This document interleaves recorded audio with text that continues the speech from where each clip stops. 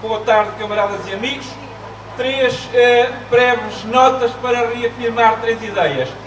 A primeira, para continuar a exaltar de que a criação do Serviço Nacional de Saúde foi uma das relevantes conquistas do 25 de Abril.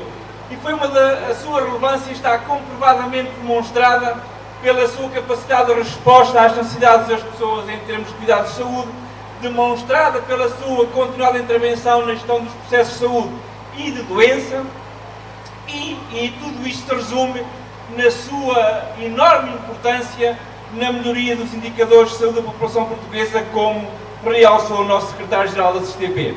E também, para nós é muito claro e é amplamente consensual que, face às suas características de universalidade do acesso, ninguém fica à porta do Serviço Nacional de Saúde por motivos económicos ou por outras razões, pelo facto de garantir a generalidade dos cuidados que as pessoas necessitam, ainda que com déficits e deficiências. Portanto, tudo isto constitui um enorme instrumento de coesão social. E já agora dizer que, decorrente da nossa contínua luta, hoje podemos afirmar que o tendencialmente gratuito é quase gratuito, fruto da eliminação progressiva das taxas moderadoras no momento em que se procura os cuidados de saúde. Como se não fosse suficiente, temos hoje vários estudos que demonstram que o Serviço Nacional de Saúde é um dos serviços públicos mais eficientes do país, olhando aos resultados que consegue face aos recursos que lhe são alocados, e ombreia em inúmeros indicadores com os melhores sistemas de saúde à escala europeia ou mesmo mundial, sejam eles sistemas públicos, semi-privados ou privados. E, portanto, camaradas, importa reafirmar que o SNS não está a arder, o SNS não está num caos como nos pretendem vender, apesar das deficiências e dos encerramentos das urgências de obstetrícia e de pediatria, mas o SNS não é apenas isso. O SNS continua todos os dias, em todo o país, a responder no essencial ao que as pessoas necessitam e reafirma-se, apesar das deficiências e dos déficits que são motivados pela ausência de medidas de reforço dos sucessivos governos. A segunda nota, e já agora dizer, que tudo isto tem sido conseguido apesar de, ao longo de anos e anos, de opções políticas claras dos sucessivos governos terem promovido o seu financiamento, o seu não investimento em meios de recursos e equipamentos, em recrutar e em reter profissionais de saúde, melhorando as suas carreiras e condições de trabalho. Portanto, apesar de tudo isso, o SNS tem resistido e tem condições para melhorar. E isso também depende muito, nesta fase atual, da nossa combatividade face à linha política que está em curso. E esta é a segunda ideia, ou seja, qual é o diagnóstico de situação que fazemos atualmente. E os traços gerais já não são fundados no programa eleitoral ou no programa do governo. Os traços centrais daquilo que está em andamento é fundado nas concretas medidas da ação governativa do atual governo, nas suas concretas medidas da ação política. E, portanto, é claro, está aos olhos de uma forma muito clara, cristalina para todos nós. À cabeça, o foco do trabalho e em que está concentrado o Ministério da Saúde é responder à doença, porque essa é a grande área de negócio, a terceira, segundo dizem, para a droga e das armas, é a grande área de negócio neste momento. E no âmbito da resposta à doença, o plano em andamento está muito claro. Ou seja, começar a recuperar de forma socialmente compreensível para os cidadãos, começar a recuperar listas de espera no que respeita a cirurgias, exames e consultas, e não é através do reforço ou do investimento no SNS no serviço público, é através da compra desses serviços ao setor privado. E por isso é bem afirmado de que importa reter e emagrecer o público para engordar o setor privado, o volume de negócio do setor privado. Como se não fosse suficiente, também está hoje claro que vamos continuar a atribuir mais uns milhões de euros às farmácias para que no âmbito da vacinação e em torno de outras prestações elas possam prosseguir também esse acumular de dinheiro dos nossos impostos, do orçamento da saúde, coisa que o SNS podia prosseguir se o Ministério da Saúde investisse adequadamente nos casos primários. Como se não fosse suficiente, inventaram uma medida paliativa para descongestionar as urgências, criando os chamados centros de atendimento clínico. E mais uma vez, e é uma medida paliativa, como todos nós, ou muitos de nós sabemos, porque não ataca a questão de fundo, que já lá iremos. E, portanto, como se não fosse suficiente ser uma medida paliativa, mais uma vez é entregue, por exemplo, à Misericórdia do Porto, este caminhão cheio de notas, que são cerca de 65 milhões de euros, para montar um centro de atendimento clínico gerido pelo setor privado. Mas como se isto ainda não fosse suficiente, estas medidas imediatas que estão em curso estão a desenhar, estão a aprovar medidas de maior alcance.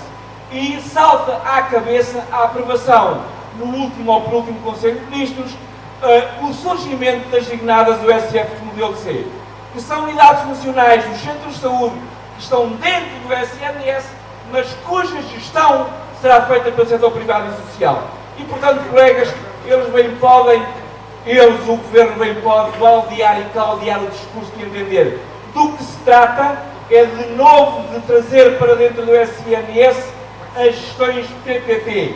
Isto é um serviço público dentro do SNS, com recursos e meios, mas que é gerido por entidades privadas. E façam este diagnóstico, isto está claro ao nosso Serviço Nacional de Saúde, a questão, e é a terceira ideia, e é a questão de sempre, o que importa fazer. E já agora dizer que neste ataque há uma questão-chave, que é vital e que todos nós já todos percebemos. Não há SNS sem profissionais, sem trabalhadores da saúde. Não são as paredes, equipamentos e estruturas que funcionam sozinhas. E para isso, como todos sabemos, é fundamental investir nos profissionais de saúde.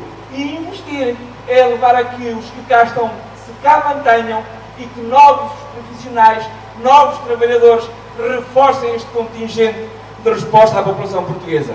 E o que está em andamento não é nada disto como era expectável neste desenho de fragilização e de ataque ao SNS. Ou seja, não há valorização digna de registro dos seus profissionais de saúde, no que respeita desde logo à questão do emprego, recrutando mais e vinculando efetivamente precários, são medidas avulsas e muito restritas. Não há medidas que de facto valorizem os salários, o acesso e o funcionamento das carreiras, enfim, não há um conjunto de medidas de reforço daquele que são o elemento central da capacidade de resposta da saúde, do nosso SNS. E por isso, por último, a terceira ideia, neste quadro, o que é que importa fazer? E é aquilo que todos sabemos, aquilo que a todos nós nos compete. Ou seja, temos que continuar este forte combate nos dois sentidos. À cabeça, continuando a exigir medidas que reforcem o Serviço Nacional de Saúde, e estamos a falar não é só dos equipamentos, das estruturas, dos dispositivos, são medidas de organização, de funcionamento, de direção e gestão, e nisto salta à cabeça que é central para diminuir doença e melhorar a resposta àqueles que dela necessitam, é fundamental duas coisas: responder às pessoas onde elas estão no momento em que elas necessitam. E isto só lá vai, camaradas, se tivermos um modelo de organização e de funcionamento com equipas multiprofissionais, com uma panóplia muito alargada de profissionais de saúde a funcionar em equipa nos centros de saúde, que desenhem planos individuais de cuidados, de monitorização, de avaliação, de resposta às concretas pessoas, às concretas famílias, às concretas comunidades, e que isto tenha de forma continuada monitorização, acompanhamento e intervenção, e que estejam disponíveis para ir junto às pessoas responder quando elas necessitam. É isto que evitará o aumento da carga de doença, é isto que evitará promover saúde, é isto que promoverá a saúde, e é isto que evitará o enxergamento das urgências. Mas não é isto que pretende o Governo. O Governo quer é que, de facto, quanto mais doença, ok, o privado cá estará para responder e, sobretudo, se for, como nós dizemos na saúde, carninha limpa e fresca, reparação de órgãos e sistemas.